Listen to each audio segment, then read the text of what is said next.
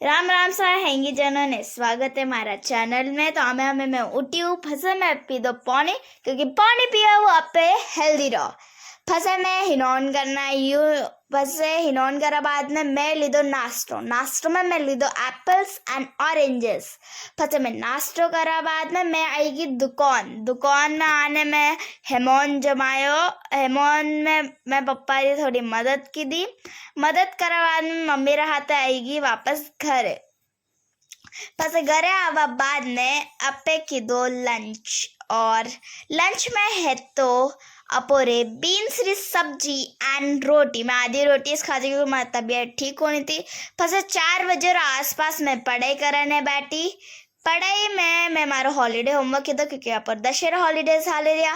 પછી मैं की दी दिया बत्ती रे बाद में सारा टाइम में जाए तो मम्मी बनाई सा और मैं हेंगोरे परिसियो।